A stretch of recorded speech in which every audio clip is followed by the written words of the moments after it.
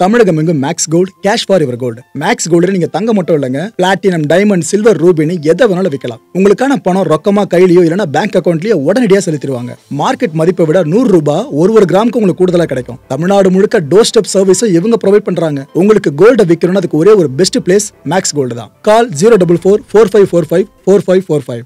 வணக்கம். Big topic with Karthik Mayakumar. இந்த கோயம்புத்தூர்ல ஒரு கல்லூரி மாணவிக்கு நடந்த கொடுமை கண்டிப்பா எல்லாருக்கும் தெரிஞ்சிருக்கும்.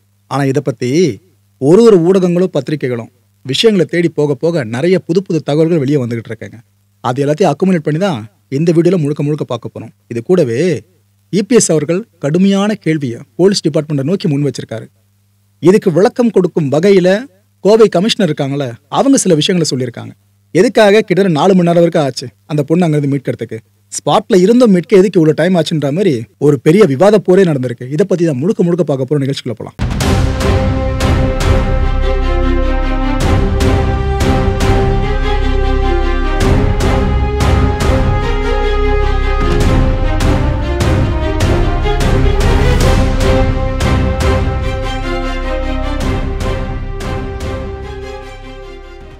கோயம்புத்தூர் ஏர்போர்ட்டுக்கு பின்புறம் அந்த காலி இடத்துல என்னென்ன நடந்துச்சுன்னு கண்டிப்பா தமிழக மக்களுக்கே தெரிஞ்சிருக்கும்.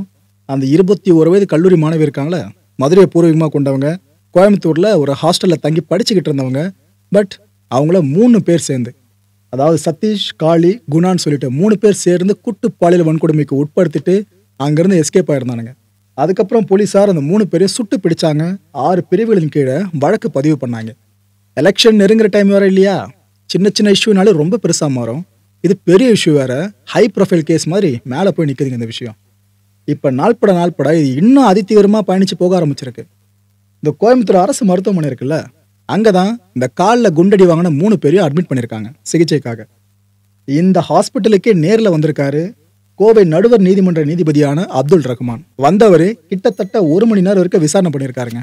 பண்ணி முடிச்ச கையோடு வர்ற 19ஆம் தேதி வரைக்கும் அவங்கள ஜுடிஷியல் கஸ்டடியில் வைக்கிறதுக்கான உத்தரவையும் பிறப்பிச்சிட்டாரு.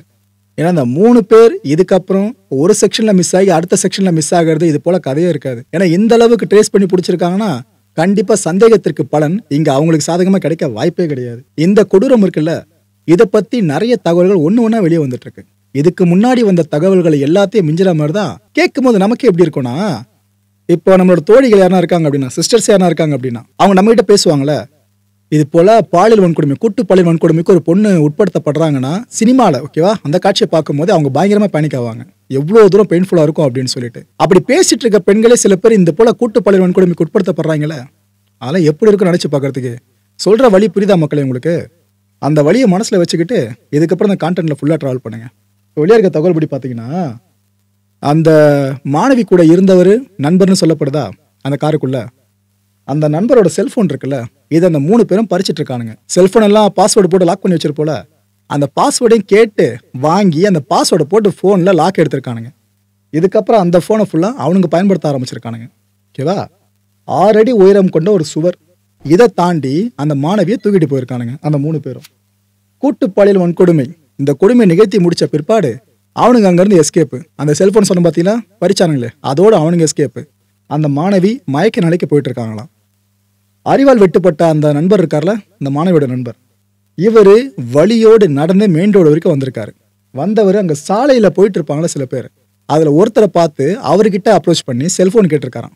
கால் பண்ணணும், நிலைமை இப்படி இருக்கு அப்படின்ற மாதிரி கேட்டிருக்காராம். அந்த செல்ஃபோனை வாங்கி போலீஸ் கண்ட்ரோல் ரூமுக்கு அங்கே தான் அவர் இன்ஃபார்மே பண்ணியிருக்காராங்க. ஸோ இந்த விஷயத்தில் போலீஸ்க்கு முதல்ல இன்ஃபார்ம் பண்ணியிருக்கிறது அந்த பர்சன் தான். நைட் ஒரு 11:20 மணி வாக்கில் அந்த சம்பவ இடம் இருக்குல்ல, அங்கே போலீஸார் வந்திருக்காங்க. வந்து தேடுதல் வேலையை ஆரம்பிச்சிருக்காங்க. அவர்கிட்ட இன்புட்லாம் கேட்டாங்க. அவர் சொல்கிற இன்புட்டை பேஸ் பண்ணி தேடுற பண்ணி ஆரம்பிச்சிட்டாங்க. அங்கே முட்புதர்கள் வேறு அங்கங்கே நிறைய மண்டி கிடக்குங்க அந்த ஓப்பன் கிரவுண்டில். டார்ச் லைட் இருக்குல்ல, இந்த வெளிச்சத்தை மட்டும் வச்சு பயன்படுத்தி அவங்க ஃபுல்லாக தேடிக்கிட்டு இருந்திருக்காங்க டிபார்ட்மெண்ட்டில் இருக்கவங்க. ஒவ்வொரு பகுதிக்கும் தலா 3 போலீஸுன்ற வீதம் டீம் ஃபார்ம் பண்ணப்பட்டு அனுப்பிவிடப்படுது. போய் தேடுங்க, இங்கே தான் அந்த பொண்ணு இருக்காங்களாம் சொல்கிறார் அப்படின்ட்டு. அந்த மாணவி சொன்ன பார்த்தீங்களா, கரெக்டாக அந்த நேரத்தில் உனக்கு மயக்கம் தெளிஞ்சிருக்கு போல இருக்கு. அவங்க அந்த அருகில் வீடுகள் இருக்குல்ல, குடியிருப்புகள், அங்கே போயிட்டு கதவை தட்டியிருக்காங்களாம். முதல்ல ஒரு வீட்டு கதவை தட்டியிருக்காங்க, திறக்கலை. ஏன்னா நைட்டு நேரம், அந்நேரம் அவ்வளோ சீக்கிரம் சவுண்ட் ரீச் பண்ண வாய்ப்பு இல்லைல்ல. கதவை தட்டி திறக்கலன்ட்டு காலிங் பெல் இருக்குல்ல, அதை அழுத்திருக்காங்க. அப்போ எந்த ரெஸ்பான்ஸும் வீட்டுக்குள்ளேருந்து இல்லை. மோட்டார் ஸ்விட்ச் இருக்குல்ல, பக்கத்தில் இருக்கும் பாருங்க, மோட்டர் போட்டால் சவுண்ட் வரும் பாருங்க, அதன் மூலமாக அவங்க கவனத்தை ஈர்க்கலாம்னு சொல்லிட்டு அந்த ஸ்விட்சையும் போட்டிருக்காங்களாம். மோட்டரும் ஆன் ஆயிருக்கு. பட் அப்பயும் அந்த வீட்டுக்குள்ளேருந்து யாருமே வரல. இதுக்கப்புறம் மொட்டை மாடியை நோக்கி போயிருக்காங்க. ஸ்டெப்ஸ் இருக்குது பார்த்தீங்களா, அது ஓப்பன் ஸ்டெப்ஸ் தானா. அதுக்கே லாக்லாம் போட்டு அவங்க வைக்கல, கேட் மாரிலாம் போட்டு. அதனால் ஓப்பனில் இருக்க மேலே போயிருக்காங்க. போயிட்டு அந்த ஃபர்ஸ்ட் ஃப்ளோரில் இருந்து ஒரு வீட்டோட கதவையும் தட்டியிருக்காங்க. இப்படி ஒரு வீட்டு கதையும் தட்டியிருக்காங்க. அந்த பொண்ணு ஏற்கனவே வழியை சுமந்துட்டு இருக்கவங்க இது போல் ஒரு வீட்டு கதை தட்டிட்டு இருந்திருக்காங்க. ஆனால் எந்த உதவியும் கிடைக்கவே இல்லை மக்களே அந்த டைமில். இதுக்கு பிற்பாடு ஃப்ளோருக்கு வந்துட்டு இருக்காங்க, கிரவுண்ட் ஃப்ளோருக்கு வந்துட்டு இன்னொரு வீட்டோட கதவை தட்டியிருக்காங்க. அதுக்கப்புறம் அந்த கதவு மட்டும் திறந்துருக்குங்க. வந்திருக்காங்க உள்ள இருந்த ஆட்கள். வந்து இந்நேரத்துக்கு ஒரு பொண்ணு இப்படி அலங்கோலமாக நிற்கிறத பார்த்து அவங்க பயங்கரமாக அதிர்ந்தே போயிட்டாங்க. பக்கத்து வீடுகளில் இருப்பாங்களே அவங்க எல்லாரும் அழைக்கிறாங்க, வாங்க வாங்க, ஏதோ ஒரு பொண்ணு இது போல் ஆயிருக்கு போல இருக்கு, வாங்க அப்படின்ட்டு. அந்த பொண்ணு அழுதபடியே நடந்த விஷயங்கள் எல்லாத்தையும் அவங்க கிட்ட விவரிச்சிருக்காங்க. அங்கே இருந்த மக்கள்கிட்ட அம்மா கிட்ட பேசணும், ஃபோன் கொடுக்குறீங்களா ப்ளீஸ் அப்படின்ட்டு அங்கே கேட்டிருக்காங்க. அப்போ ஒருத்தவங்க ஃபோனை கொடுக்கவே அவங்க வீட்டுக்கு பேச ட்ரை பண்ணியிருக்காங்க. ஆனால் அந்த பொண்ணோட கிழிஞ்சி கந்தர்கோலமான அந்த உடை இருக்குல்ல, அங்கே இருந்த பெண்களும் பார்த்துருப்பாங்களே, அவங்களுக்கு மனசு கேட்கல. அவங்க வேறு உடையை அந்த பெண்ணுக்கு மாற்றி கொடுத்துருக்காங்க, இதை மாற்றிக்குமா அப்படின்ட்டு. குடியிருப்பு வாசிகள் போலீஸுக்கு இன்ஃபார்ம் பண்ணுறாங்க இந்த விஷயத்தெல்லாம் சொல்லி. அந்த மாணவியை மீட்டு மருத்துவமனையில் சேர்த்தது போலீஸ் தான். ஸோ போலீஸ் அங்கே ஸ்பாட்டில் இருந்தது. அதுக்கப்புறம் மாணவி சார்ந்து எப்படி ஆக்சஸ் பண்ணியிருக்காங்கன்றது இப்போ உங்களுக்கு புரிஞ்சிருக்கும். அந்த 3 கயவர்களும் அந்த ஸ்பாட்டுக்கு நடந்து வந்தாங்கன்னு முதல்ல தகவல் வெளியாச்சுல. ஆக்சுவலாக என்ன இப்போ ஒரு தகவல் வெளியாக இருக்குன்னா, ஒரு பைக்கில் வந்திருக்கானுங்களாம். ஆனால் பைக்கை தூரத்தில் விட்டுட்டு அதுக்கப்புறம் அந்த ஸ்பாட்டுக்கு நடந்து வந்திருக்கானுங்க. இந்நேரத்தில் எதுக்காக கரெக்டாக வண்டியை ஒரு இடத்துல விட்டுட்டு அவனுக்கு நடந்து வரணும்? இதே குழப்பத்தை ஏற்படுத்துகிற மாதிரி தான் இருக்குது. அந்த விட்டு வந்த வண்டி இருக்குல்ல, அதோட பதிவெண்ணை பேஸ் பண்ணி போலீஸார் ஆய்வு பண்ண ஆரம்பிச்சிருக்காங்க, யார் தான் இருக்கும் அப்படின்ட்டு. அப்போதான் ஒரு விஷயம் தெரிய வருது, திருட்டு வண்டின்னு. ஆக்சுவலாக அவனுங்க மேலே ஏற்கனவே சில கேசஸ்லாம் இருக்குது. இதையும் டிபார்ட்மெண்ட்டில் அந்த ப்ரெஸ் மீட் வைக்கிறப்ப தெளிவாக சொல்லியிருந்தாங்க. இதுக்கப்புறம் தேடுதல் பண்ணி வேகம் எடுக்குதுங்க. ஃபுல்லாக அந்த இடத்துல திட்டு வண்டி மாதிரி தெரிஞ்சிச்சா, ஸோ அந்த இடத்துல தேடுதல் பண்ணி இன்னும் வேகம் எடுக்குது. கண்டிப்பாக அவனுங்களும் இந்த சரௌண்டில் தான் இருப்பானுங்க அப்படின்னு சொல்லிட்டு அந்த பெண்ணோட நண்பர்கிட்ட ஒரு செல்ஃபோனை பறிச்சாங்கன்னு சொன்னோம் பார்த்தீங்களா. ஆக்சுவலாக இந்த ஃபோனால தான் அந்த 3 பேர் மாட்டியிருக்கானுங்களே. என்ன பண்ணியிருக்கானுங்களா, இந்த ஃபோனை எங்கன்னா வித்துடலாம் அப்படின்ட்டு அங்கே அந்நேரத்துக்கு ஏன்னா கடை ஓப்பனில் இருந்துச்சுன்னா அங்கே போய் கேட்கறது, யாருன்னா போயிட்டு வந்ததுனா ரோட்டில் அவங்ககிட்ட போய் கேட்கறது, இந்த செல்ஃபோனை வாங்கிக்கிறீங்களா அப்படின்ட்டு காசுக்காக இதையெல்லாம் ட்ரை பண்ணியிருக்காங்க. அப்போ சந்தேகம் அடைஞ்ச ஒரு கடைக்காரன்னு சொல்லக்கூடிய நபர் அவர் போலீஸ்க்கு இன்ஃபார்ம் பண்ணது ஒரு தகவல் இருக்குங்க. ஓகே, இதுக்கப்புறம் அந்த செல்ஃபோன் நம்பர் இருக்குல்ல, அதை போலீஸார் கண்டிப்பாக ட்ரேஸ் பண்ண முடியும்ல. ஃபுல்லாக அதை ட்ரேஸ் பண்ண ஆரம்பிச்சிருக்காங்க, அந்த செல்ஃபோன் சிக்னலை. அதை ட்ரேஸ் பண்ணும்போது தான் சத்தியமங்கலத்தில் இருந்து துடியலூர் வெள்ளக்கிணறு இருக்குல்ல, அந்த பகுதி சார்ந்து காட்டுது. அங்கே தான் அந்த செல்ஃபோன் இருக்கிறதா. ஸோ இவங்க பதுங்கி இருந்த இடமும் அதுதான்றது கன்ஃபார்ம் ஆயிடுச்சு. ஸோ போலீஸார் கரெக்டாக அந்த இடத்துக்கு வராங்க. அவங்க பிடிக்கலான்னு முயற்சி பண்ணும்போது இவனுங்க தாக்கவே போலீஸார் அவங்க கால்களில் சுட்டு பிடிக்கிறாங்க. ஸோ இப்படிதான் இந்த விஷயம் ஒட்டுமொத்தமாக அரங்கேறி இருக்கிறதா இப்போதைக்கு கூடுதல் தகவல்கள் கிடைச்சிருக்கு. இல்லை இன்னொரு கூடுதல் தகவலை பற்றியும் சொல்லிடுறேன். அந்த ஹாஸ்பிட்டலில் ட்ரீட்மெண்ட் எடுத்துகிட்டு இருக்கிறது அந்த பொண்ணு மட்டும் கிடையாதுங்க. அந்த பொண்ணு கூட இருந்த நண்பர் சொன்ன பார்த்தீங்களா, அவரும் தான். அவர் இப்போ என்ன சொல்லியிருக்காப்லையா போலீஸ்கிட்டயே, தெரிஞ்சோ தெரியாமையும் என்னால் தான் இந்த விஷயம் நடந்திருக்கு, ஓகேவா, அந்த பொண்ணுக்கு இப்போ ஏற்பட கதி ஏற்பட நானும் ஒரு காரணமாக அமைஞ்சிருக்கேன். ஸோ அந்த பொண்ணு நானே திருமணம் செஞ்சுக்கிறேன் அப்படின்னு அவர் சொல்லி இருக்கிறதா கூடுதல் தகவலாக இதுவும் இங்கே வெளியாக இருக்குது. இதை கேட்குறவங்க நீங்கள் எப்படியெல்லாம் புரிஞ்சுப்பீங்கன்னு தெரியல. ஆனால் அந்த முடிவு அவர் எடுத்திருக்கிறதாவும் சொல்லப்படுதுங்க. இபிஎஸ் அவர்கள் இவர் இந்த இஷ்யூவை பெருசாக கையில் எடுத்துட்டார். என்னென்ன கேட்குறாருன்னா, நைட்டே சம்பவ இடத்துக்கு போலீஸ்காரங்க வந்துட்டாங்க. அப்புறம் எதுக்காக அதிகாலை 4 மணி வரைக்கும் அந்த மாணவியை கண்டுபிடிக்கல? 4 மணி வாக்கில் தான் மாணவியை மீட்டதா நீங்களே சொல்கிறீங்க. அந்த மாணவியை கண்டுபிடிக்க கிட்டத்தட்ட 4.5 மணி நேரம் எதுக்கு அங்கே வீணாச்சு அப்படின்னு கேட்குறாரு அவர். ஏன்னா ஸ்பாட்டில் இருக்கீங்க. அப்படி இருந்து நீங்கள் 4.5 மணி நேரம் வரைக்கும் டைம் எடுத்திருக்கீங்கன்னா இந்த தாமதத்தை என்ன சொல்லி நீங்கள் நியாயப்படுத்த முடியும் அப்படின்னு கேட்குறாரு. அது மட்டும் இல்லை, அப்படி அங்கே என்ன தான் செஞ்சிட்டு இருந்தீங்க இந்த கேள்வியும் கேட்குறாரு. இது வெட்கி தலை குனிய வேண்டிய விஷயம். இருட்டு மேலே பழிய போட நீங்கள் கூச்சப்படணுங்க அப்படின்னு சொல்லியிருக்காரு. நான் அப்புறம் இது போல் எதனா டிபார்ட்மெண்ட்டில் சொன்னாங்களான்னு கேட்டிங்கன்னா, சொன்னாங்க, அங்கே இருட்டு அதிகமாக இருந்துச்சுன்ற விஷயத்த சொன்னாங்க. அது கூடவே இன்னும் சில விஷயங்களும் சொல்லியிருக்காங்க, இந்த தாமதத்துக்கு என்ன காரணம் அப்படின்ட்டு. அதை சொல்லியிருக்கிறது வேற யாரும் இல்லை, கோவை காவல் ஆணையர் இருக்கார்ல சரவண சுந்தர் அவர்கள். இவர் தான் ஊடகத்துக்கிட்ட தெளிவாக அந்த விஷயத்த சொல்லியிருக்காரு. இபிஎஸ் அவர்கள் குற்றச்சாட்டு இருக்குல்ல, அது எல்லாத்துக்குமான இவரோட பதில்கள் இருக்கு பாருங்க. இதை கேட்டு நீங்க கன்வின்ஸ் ஆகுறீங்களா இல்லையான்றத மக்கள் நீங்களே முடிவு பண்ணிக்கலாம். இந்த சம்பவம் நடந்த இடம்ன்றது இருள் ரொம்ப சூழ்ந்த ஒரு ஓப்பன் கிரவுண்டுங்க. அங்கே சிசிடிவி கேமராக்கள் இருக்குல்ல, அது ரொம்ப அதிகமாலாம் கிடையாது.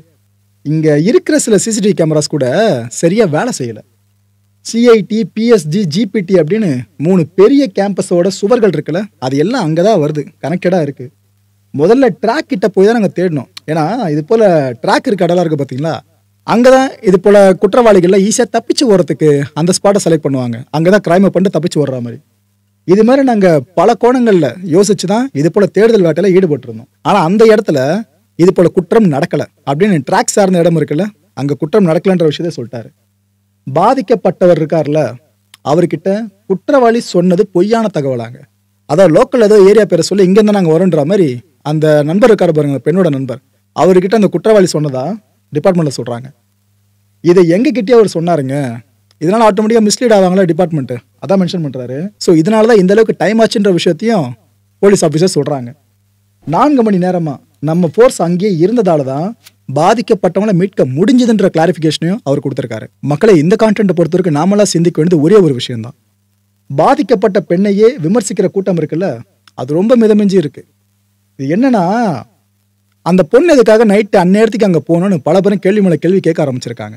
சிம்பிளாக சொல்கிறேன், நம்ம வீட்டு பொண்ணு இது போல் நைட் நேரத்தில் ஃப்ரெண்ட்ஸ் கூட வெளியே போயிட்டு அவங்களுக்கு ஏதோ இது மாதிரி ஒன்று நடந்துருந்துச்சுன்னா நாம் அப்போ அந்த கொடுமைக்கு காரணமானவங்களை பற்றி யோசிப்போமா, அதை விட்டு அந்த பொண்ணை ப்ளேம் பண்ணிட்டு உட்காந்துருப்போமா? இங்கே அதாங்க நடந்துக்கிட்டு இருக்கு. டிபார்ட்மெண்ட்டில் தான் சொல்கிறாங்க, ஏங்க இந்த நேரத்தில் எதுங்க அந்த பொண்ணை ஃபுல்லாக கை காமிச்சிட்ருக்கீங்க, ப்ளேம் பண்ணிட்டு இருக்கீங்க அப்படின்ட்டு. இது எப்படி ஆயிடுதுன்னா, அந்த பொண்ணு செஞ்சது தான் தப்பு, அந்த 3 பேர் செஞ்ச தப்பு இல்லைன்ற மாதிரி ஒரு கண்ணோட்டத்தை கொடுத்துட்டு போயிடுதுங்க. இந்த அளவுக்கு யோசிக்கிற அளவுக்கு இப்போ கேவலமாயிடுச்சுல பல பேர் மைண்டு. இதெல்லாம் என்னத்தை சொல்லி திருத்த முடியும் தெரியல மக்களே. தப்பு குற்றம் பண்ணியிருக்கிறது யாருன்ற விஷயத்தையே மறக்கடிக்கிற மாதிரி அந்த பொண்ணை விக்டிம் ப்ளேம் பண்ணுறதுலாம் ஏற்றுக்கவே முடியாது. அடுத்த நிகழ்ச்சி சந்திக்கலாம். நன்றி, வணக்கம். தமிழகம் எங்கும் Max gold, cash for your gold. Max gold நீங்க தங்க மட்டும் இல்லைங்க, பிளாட்டினம், டைமண்ட், சில்வர், ரூபினி எதை வேணாலும் விற்கலாம். உங்களுக்கான பணம் ரொக்கமா கையிலயோ இல்லைன்னா பேங்க் அக்கௌண்ட்லயோ உடனடியாக செலுத்திடுவாங்க. மார்க்கெட் மதிப்பை விட 100 ரூபாய் ஒரு கிராமுக்கு உங்களுக்கு கூடுதலாக கிடைக்கும். தமிழ்நாடு முழுக்க டோர் ஸ்டெப் சர்வீஸை இவங்க ப்ரொவைட் பண்றாங்க. உங்களுக்கு கோல்டை விற்கணும்னு அதுக்கு ஒரே ஒரு பெஸ்ட் பிளேஸ் மேக்ஸ் கோல்டு தான். கால் 04445454545. என் அன்பார்ந்த மாயம் ஸ்டுடியோஸ் நேயர்களே, மாயம் பக்தின்னு ஆன்மீகத்துக்காக பிரத்யேகமாக ஒரு சேனலை கொண்டு வந்திருக்கோம். மறக்காம சப்ஸ்கிரைப் பண்ணி அந்த சேனலுக்கு உங்களோட ஆதரவை மனப்பூர்வமாக தெரிவிங்க. வணக்கம் மாயம் ஸ்டுடியோஸ் நண்பர்களே. மாயம் ட்ரெண்ட்ஸ் அப்படின்ற ஒரு புதிய ஃபேஸ்புக் பேஜை ஓப்பன் பண்ணியிருக்கோம். நீங்கள் யூடியூப்பில் பார்த்துட்டு இருக்கீங்களா நம்மளோட கான்டென்ட்ஸ்லாம், இதெல்லாம் விட ஒரு படி மேலே ரொம்ப கிறிஸ்பாகவும் ரொம்ப சூப்பராகவும் நிறைய கான்டென்ட்ஸ் உங்களுக்கு இந்த பேஜில் காத்துட்ருக்குங்க. ஸோ உடனடியாக ஃபேஸ்புக் பிளாட்ஃபார்ம் போங்க, மாயம் ட்ரெண்ட்ஸ்னு டைப் பண்ணி சர்ச் பண்ணி நம்ம பேஜை ஃபாலோ பண்ணுங்கள். அப்படியே நம்ம சேனலையும் நீங்கள் சப்ஸ்கிரைப் பண்ணிட்டீங்க அப்படின்னா இன்னும் நிறைய புது கான்டென்ட்ஸை உங்களுக்காக ப்ரொடியூஸ் பண்ணி கொடுத்துக்கிட்டே இருப்பாங்க. நீங்கள் பண்ணுற ஒவ்வொரு சப்ஸ்கிரிப்ஷனும் எங்களுக்கு பெரிய மோட்டிவேஷனாக அமையும்.